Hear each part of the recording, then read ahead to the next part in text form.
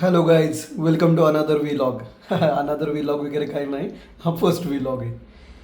तर गेल्या आठवड्यात झालं मी एकटाच राहतो आहे, बॅचलर लाईफ काइंड ऑफ. माझी बायको माहेरी गेलेली आहे मुलींना घेऊन. तर लास्ट टाईमचा मला याचा एक्सपिरियन्स आठवतो आहे. माझ्या एका मित्राचा मला फोन आला, तेजा कुठं आहेस भावा? म्हटलं का, काय झालं एवढा काय एक्सायटेड आहेस? म्हटलं बायको माहेरी गेली, आता कधी पण प्यायला बसायचं असेल तर सांग, आपण प्यायला बसूया. तर युजली असं होतं लोकांचं की बायको माहेरी गेली की आपण प्यायला बसायचं, आपण पार्टी करायची, एन्जॉय करायची. मी थोडं म्हटलं यावेळी आपण जरा उलटं करूया. तर बायको माहेरी गेली तर किचनचा पूर्ण ताबा आपण घेऊया, जिम आपण करूया, डाएट पण स्वतः सगळं करूया. मागच्या रविवारी सगळ्या किसान कनेक्टवरनं भाज्या वगैरे मागवल्या, काकडी, टोमॅटो, गाजर, सगळं सलाड वगैरे प्रिपेअर केलं. त्यानुसार सोमवार वगैरे स्टार्ट झाला. त्याच्यामध्ये मी भाजी मागवली तोंडलीची, कोबीची, वांगी, बटाटा, टोमॅटो, हे सगळं मागवलेलं होतं. एक एक भाज्या करत होतो. सगळे दिवस चांगले चाललेले, सगळं रुटीन सेट होतं. सोमवार गेला, मंगळवार गेला, बुधवार पण छान झाला, गुरुवारी पण रुटीन दिवसभर सगळं भारी गेलं. त्यानंतर गुरुवारी संध्याकाळी घेताना दुधाची पिशवी घेऊन आलो. ती दुधाची पिशवी आणल्या गरम बिरम करायला ठेवली. संध्याकाळी मला स्मूदी प्यायची सवय आहे. तर गरम उकळलेलं दूध होतं, ॲपल्स पण मागवलेले होते. आता म्हटलं वेळ नाही आपल्याकडेच, परत एक मीटिंग होती संध्याकाळी, आपण स्मूदी गरम दुधाची करूया, काय होते.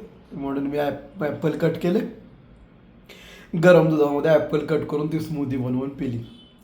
आता ॲपल हे ॲसिडिक असतं आणि दूध हे शीतपदार्थ. त्याची झाली रिॲक्शन. एका तासानंतर भयंकर शिंका सुरू झाल्या. मग त्यामुळे त्या संध्याकाळची जिम बुडाली. त्यानंतर मला कसं तरी फील होलं. मला वाटलं ठीक आहे, सॅटर्डे संडे आला आहे, होऊन जाईल, एक रात्र झोपलं. डॉक्टर ChatGPTला पण मी विचारलं की काय करायचं. डॉक्टर ChatGPT म्हणलं इट्स ओके, काय टेन्शन घ्यायची गरज नाही. फ्रायडेला उठलो तर माझी अवस्था खराब, पूर्ण कोल्ड अँड कफने फुल पॅक झालेलो. मग कसं बसं उठून डॉक्टरकडे जाऊन आलो, गोळ्या वगैरे घेऊन आलो. आणि ठीक आहे, आता तिसऱ्या दिवसाचा आज रविवार आहे, आज डोस कंप्लीट होत आला आहे, बरं वाटतं आहे. आता या 4-5 दिवसात मी काय गोष्टी शिकलो की घरातली कामं ही इम्पॉसिबल गोष्ट आहे. तुम्हाला मल्टीटास्किंग व्हावंच लागतं. तुमच्या डोक्यामध्ये रिमाइंडर हे चालूच राहतं. वॉशिंग मशीन लावणं असेल, कपडे वाळत घालणं असेल, कपडे वाळत कतरी काढणं असेल, घड्या करून ठेवणे असणे, एकामागे एक कामं चालू असतात.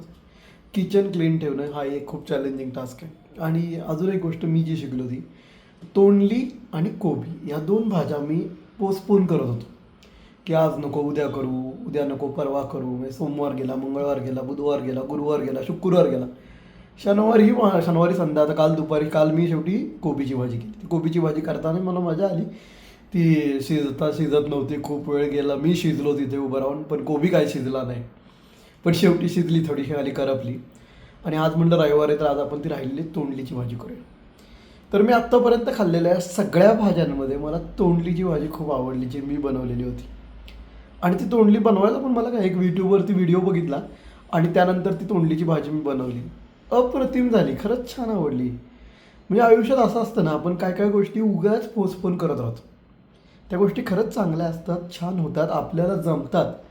पण आपण उगाच मनात भीती घालून ठेवलेली असते की नको आपल्याला ही गोष्ट, नको करायला. हा माझा तोंडलीच्या भाजीचा अनुभव. कारण मला असं वाटलं की आपण बऱ्याच गोष्टींच्या बाबतीत असं करतो, पोस्टपोन करू, नंतर बघू. आणि नंतर ती गोष्ट केल्यानंतर कळतं की अरे इतर गोष्ट खूप सोपी आणि आपल्याला आवडती आहे. तर thank you so much for watching this vlog. Thank you so much. Enjoy your journey. Next episode next Sunday. Bye bye.